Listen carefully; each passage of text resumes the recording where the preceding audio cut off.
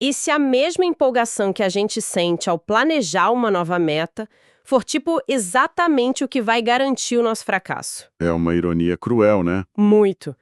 Pensa bem, a gente compra tênis novos, configura o alarme para as 5 da manhã, baixa vários aplicativos, a gente vai dormir com uma injeção absurda de otimismo, mas aí no dia seguinte a realidade bate na porta. O alarme é ignorado completamente. Exato. E aquele plano perfeito não sobrevive em nem 24 horas. Certo, vamos desvendar isso. Porque essa autossabotagem inicial não é falta de caráter. Não mesmo. A neurociência mostra que é um erro de engenharia comportamental. Isso. Hoje a nossa imersão é totalmente dedicada à mecânica da força mental, guiada pelas anotações da doutora Luana Marques. A missão aqui é construir um modelo mental à prova de frustração. E a arquitetura do comportamento humano é fascinante justamente por causa dessas contradições todas. A gente tende a glorificar a força de vontade como se fosse um traço mágico que alguns têm e outros não. Como superpoder, sabe? É, tipo isso. Mas a força mental, do jeito que é estruturada pela doutora Luana, é um sistema. E qualquer sistema mal calibrado vai entrar em colapso fatalmente. Faz todo sentido. O que vamos explorar hoje desmistifica essa ideia de que a gente precisa de uma disciplina espartana o tempo todo. Pelo contrário, vamos analisar as engrenagens ocultas da motivação. E como o cérebro processa o fracasso, claro. Com certeza. E, principalmente, como podemos manipular o nosso próprio ambiente para não desistirmos logo na primeira semana. Olha, o que torna esse material tão impactante para mim é que ele não começa com aquelas teorias inatingíveis. Ele parte de uma vulnerabilidade imensa da própria autora. Sim, ela relata a própria queda na armadilha do tudo ou nada. Exatamente. Antes da pandemia, a rotina dela era um relógio suíço. Ela fazia exercícios intensos 3 vezes por semana, tinha uma percepção de saúde excelente e muita confiança. E aí veio o isolamento. Pois é. Com o caos da Covid, todo esse sistema simplesmente evaporou. Isso resultou num ganho de cerca de 20 quilos para ela. É um cenário incrivelmente universal. Essa perda abrupta de âncoras no ambiente, tipo o trajeto para o trabalho, o horário fixo da academia, destrói a nossa regulação comportamental. O chão some da noite para o dia. Some. O cérebro entra em modo de sobrevivência e os hábitos que são secundários acabam sendo descartados sumariamente. E a armadilha se arma justamente na hora da retomada, né? Quando ela decidiu que era a hora de voltar à forma, o plano desenhado parecia irretocável no papel. Treinos diários às 5:30 da manhã? Isso, todos os dias da semana, 30 minutos rigorosamente antes do filho acordar. Ao registrar esse plano, surgiu aquela voz interna poderosa dizendo: nós conseguimos fazer isso. Uma energia contagiante, mas perigosa. Muito perigosa. Porque aí, a primeira segunda-feira chega. Por causa de um trabalho até tarde na noite anterior, o alarme toca às 5h15 e a exaustão física vence a disputa. Ela desliga o alarme? Desliga, ignora o treino e o dia só começa de fato às 7. E o resultado não foi só uma manhã perdida. O resto da semana inteira virou um desastre. O plano desmoronou totalmente. Desmoronou. É tipo pegar um carro que ficou guardado numa garagem no inverno durante meses e tentar acelerar de 0 a 100 por hora no primeiro segundo. O motor afoga na hora. Sim, o sistema mecânico simplesmente não suporta essa exigência repentina. O que é fascinante aqui é que a analogia do motor afogado é a tradução perfeita de um fenômeno neurológico.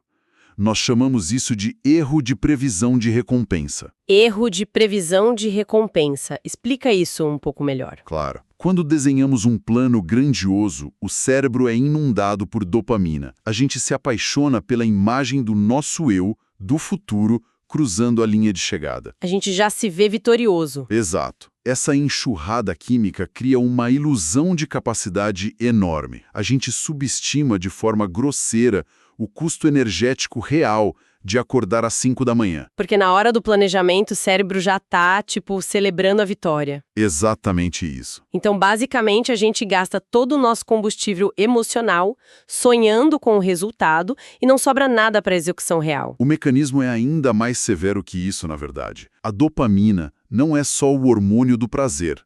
Ela é a molécula da motivação e da antecipação. Tá, entendi.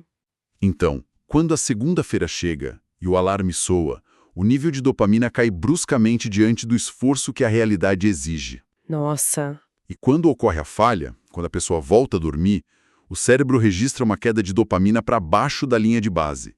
Fisiologicamente, a gente sente isso como culpa e uma vergonha aguda. E o cérebro não é nada racional nessa hora, né? E zero racional. Ele não pensa, o horário das 5h30 foi uma escolha tática ruim. Ele internaliza a falha como um ataque à nossa identidade. Ele diz que nós somos incapazes. Isso.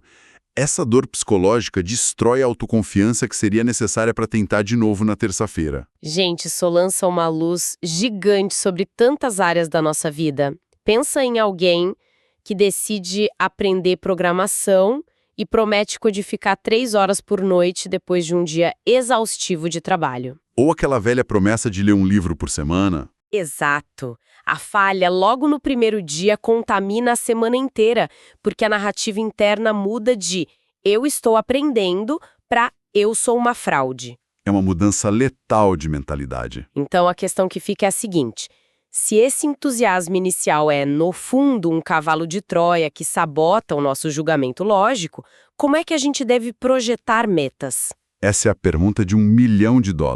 Pois é, se o tudo ou nada leva inevitavelmente ao nada, qual seria a arquitetura correta? A solução passa por reverter esse fluxo de dopamina.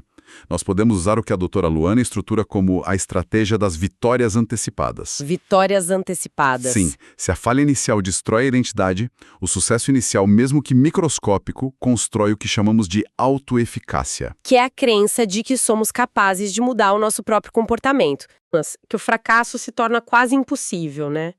Usando planilhas, por exemplo, para mapear e visualizar cada vitória diária.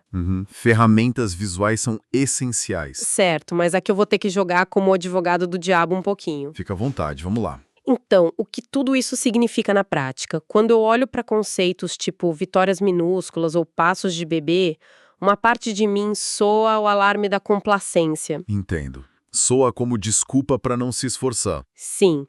Isso não é só uma justificativa bem elaborada para baixar o nosso próprio nível de exigência.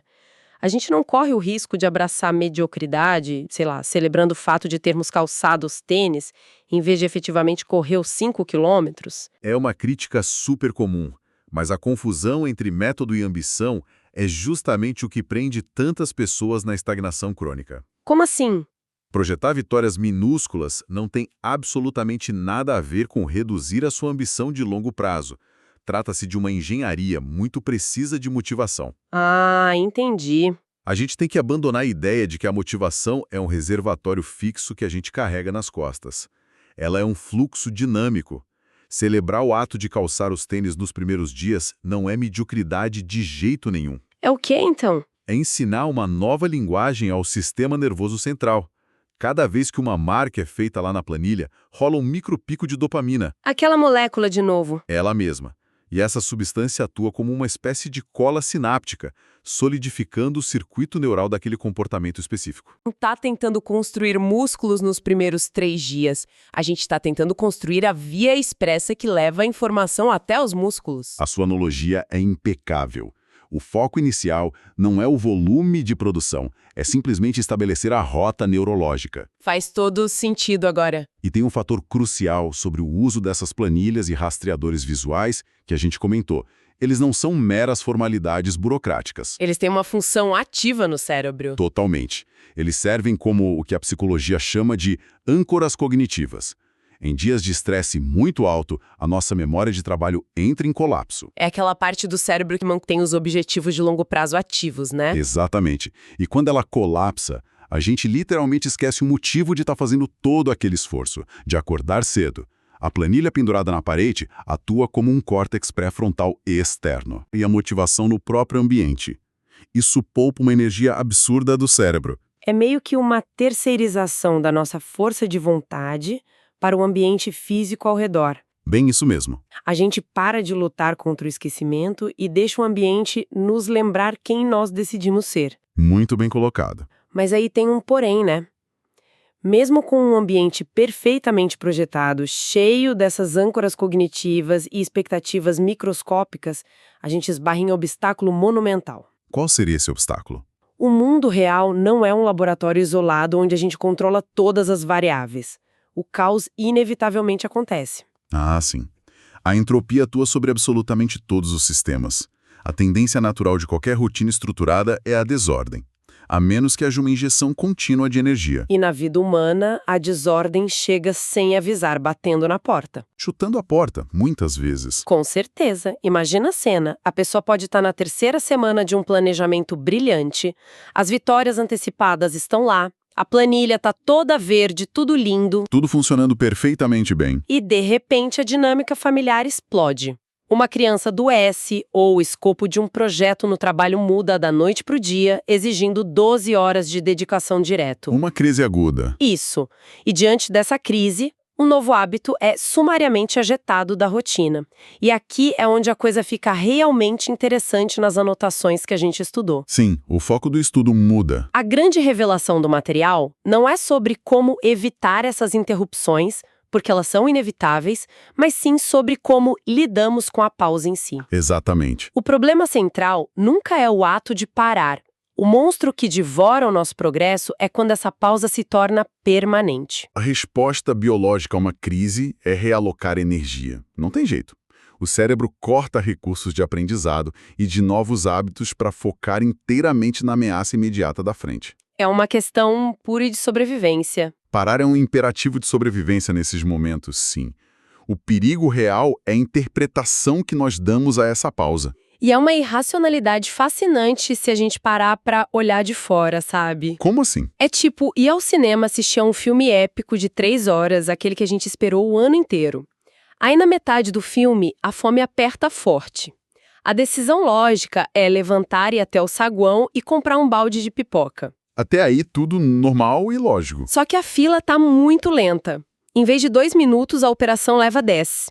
Ao receber a pipoca, em vez de voltar para a poltrona e aproveitar a segunda metade do filme, a pessoa simplesmente sai pela porta da frente do cinema. Vai embora com a pipoca na mão. Vai embora. Entra no carro e dirige até em casa, super frustrada por ter perdido uma pequena cena de 10 minutos. Que absurdo pensar assim. Soa totalmente absurdo, né? Um desperdício total do valor do ingresso.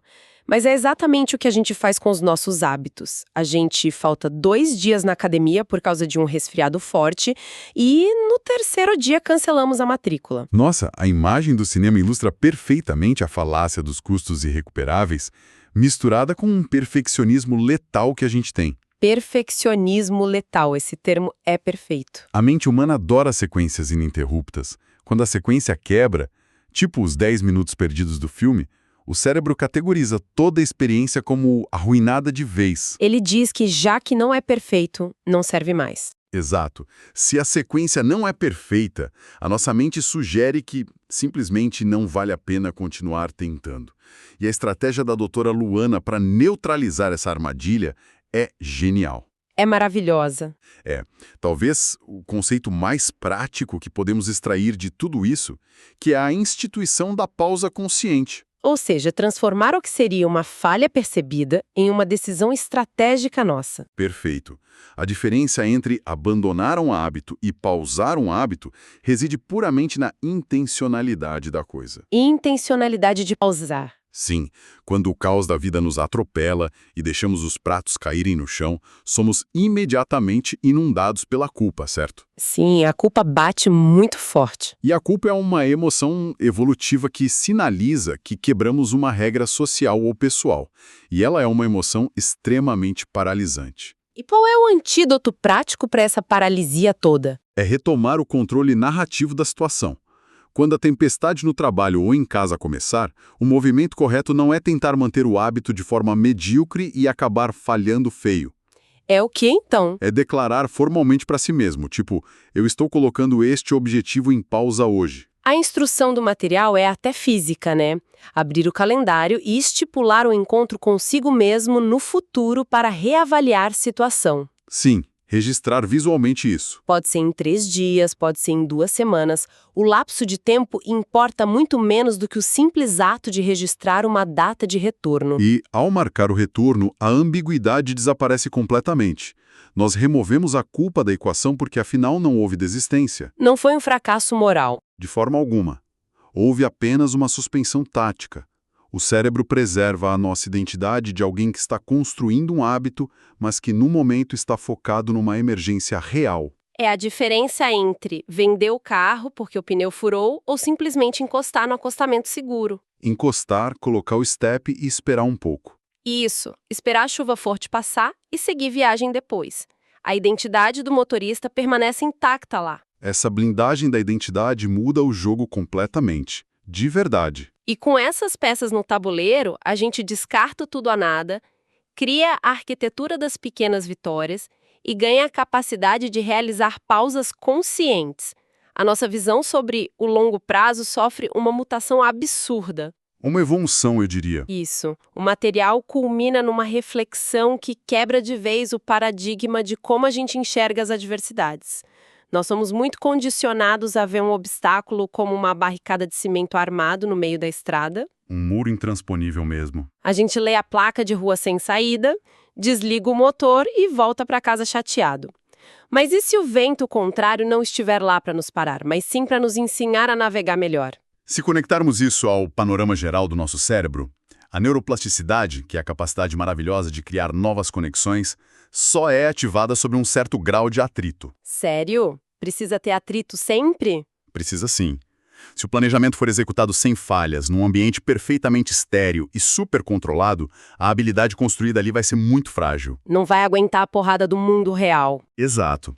Os obstáculos não interrompem o caminho do desenvolvimento humano. Eles são a própria matéria-prima do caminho. Nossa, que perspectiva transformadora. Cada interrupção, cada pneu furado que você mencionou na sua analogia, força o cérebro a recalibrar as expectativas e a desenvolver flexibilidade cognitiva. A gente aprende na marra a adaptar o ideal à realidade crua da rotina. É tipo testar o projeto de um avião novo num túnel de vento, né? Ótimo exemplo prático. Ninguém constrói uma aeronave e olha para ela parada no hangar e diz que tá pronta para voar. Seria uma loucura total. Pois é. Só quando a ventania extrema bate lá no túnel, simulando as piores condições climáticas possíveis, é que a gente descobre onde as asas precisam ser reforçadas de verdade. A tempestade na rotina revela as fraquezas ocultas do nosso planejamento inicial. E é exatamente por isso que o conceito de resiliência, que é frequentemente vendido como uma armadura impenetrável, precisa ser desconstruído urgente. A resiliência não é ser feito de ferro. Não. A força mental autêntica é orgânica. Ela é super fluida. Ela não é um destino estático onde você chega, senta e pronto. O gráfico do desenvolvimento comportamental humano nunca é uma linha diagonal perfeita apontando para cima. É mais um rabisco bagunçado, né? É um eletrocardiograma caótico, cheio de picos altíssimos e vales profundos. O que separa quem consolida mudanças profundas de quem vive preso no ciclo da frustração crônica é justamente como esse vale é interpretado. O vale, o tal do retrocesso, é interpretado como coleta de dados importante e não como uma falha moral nossa. Exatamente, dados para recalibrar o plano. Esse é o ponto-chave das motas, a permissão explícita para a gente recalibrar sem peso na consciência. Depois de sobreviver ao túnel de vento, há um momento quase obrigatório de reflexão, né? Sem dúvida alguma. A pessoa que começou a jornada e estabeleceu o objetivo inicial lá atrás não é a mesma pessoa que acaba de passar por 3 semanas de caos, doença e obstáculos. A experiência no meio do caminho muda a pessoa. O contexto mudou completamente. O material deixa muito claro que revisar o objetivo, reduzir a meta um pouco, mudar de horário ou adaptar o plano todo não é um sinal de fraqueza. É inteligência adaptativa pura. A capacidade de recalibrar sem perder o respeito próprio. É brilhante isso. É libertador, na verdade, para quem está escutando. Se pudermos destilar a essência dessa estrutura toda que a doutora Luana arquitetou, a gente teria um manual de operações contraintuitivo para a mente moderna, eu acho. Como seria esse manual prático? Resume aí. Claro. Primeiro, rejeitar ativamente a euforia tóxica dos planos tudo ou nada, reconhecendo que eles são promessas falsas feitas sob o efeito de substâncias químicas de curto prazo, tipo a dopamina. Perfeito. Anotado. Segundo, projetar o próprio ambiente como um aliado forte, desenhando vitórias iniciais microscópicas e usando as âncoras visuais como as planilhas na parede. para aliviar a carga pesada da nossa memória de trabalho, né? Isso. Terceiro, não temer o caos de forma alguma, mas gerenciá-lo através de pausas táticas e calendarizadas que impedem que a nossa autoimagem seja destruída pela culpa avassaladora. E por último, para fechar a conta. E, fundamentalmente, parar de tratar o atrito diário da realidade como um inimigo mortal. Cara, é um verdadeiro tratado de libertação. A gente opera num ecossistema que frequentemente exige de nós uma performance robótica implacável, né? Sem falhas, sem pausas. A narrativa daquela rotina perfeita e do foco inabalável vende muito livro. Mas na prática diária de seres humanos complexos, com famílias, contas para pagar, estresse crônico e imprevistos, essa rigidez toda é uma armadilha cruel. É a receita pronta para a exaustão. Compreender como os nossos sistemas biológicos reagem de verdade ao fracasso e ter essa ferramenta maravilhosa da pausa consciente devolve o oxigênio puro para nossa tentativa de mudança. O peso esmagador de ter que ser perfeito simplesmente desaparece no ar. E a gente assume o volante do carro de novo. Exato. A gente sai do papel de vítimas passivas das nossas próprias expectativas irreais e assume o controle ativo da nossa engenharia de hábitos. Toda essa desconstrução que a gente fez aqui, vendo os obstáculos como ferramentas essenciais e recalibragem, nos deixa com uma provocação final bem intrigante. Ah, manda ver na provocação, adoro. Olha só, nós investimos um tempo considerável hoje aprendendo a suavizar os impactos duros e a gerenciar as interrupções de forma eficiente, certo? Certo. Mas, se os atritos, os fracassos parciais e as reavaliações constantes são, na verdade, os verdadeiros motores da nossa flexibilidade cognitiva, isso sugere uma realidade oculta bem profunda. Que realidade oculta seria essa? Será que as metas que exigem anos de esforço, aquelas que sofrem os golpes mais severos do caos da vida, os maiores lapsos de tempo e as pausas mais longas,